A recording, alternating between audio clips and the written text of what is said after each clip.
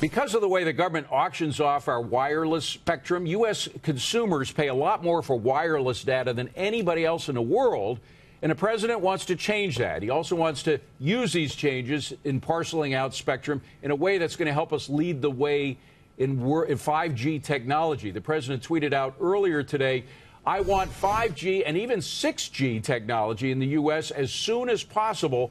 It is far more powerful, faster, and smarter than the current standard."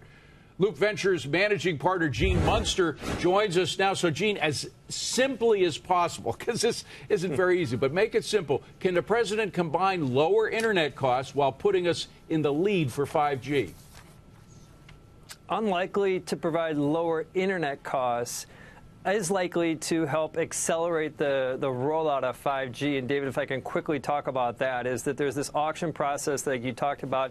It's complicated today. The government runs that auction process. What that means is this is the tower companies and the carriers getting spectrum to provide this service.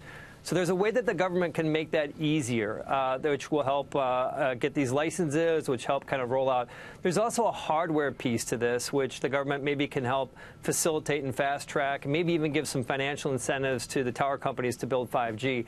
But as far as the ability to actually lower internet costs, the way that that could happen is this, is right now your cable company really has you. And it is difficult for either cable or your DSL provider for you to find another way to get internet. It's this duopoly type of an approach. So there's a lot of control around pricing.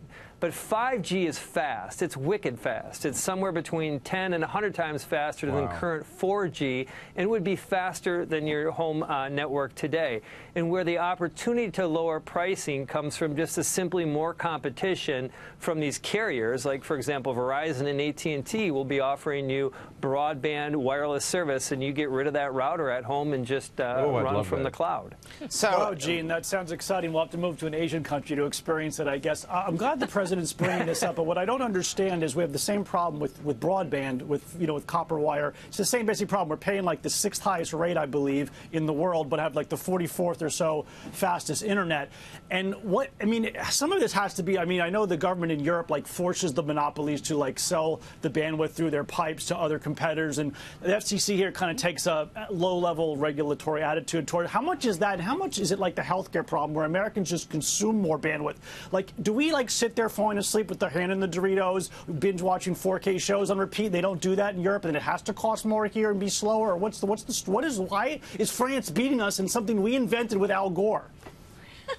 Well, I think that the simple answer is this. I think that the consumption patterns are pretty simpler. It's not a bunch of Americans binging on 4K technology. I think that just the pricing structure that's been set up has been a little bit more egregious here in the U.S. And so it's not about an infrastructure problem. It's about just a competition and back to effectively how these markets are created, the competitive markets are created. That's what actually causes the difference in the pricing. It's not some sort of logistical.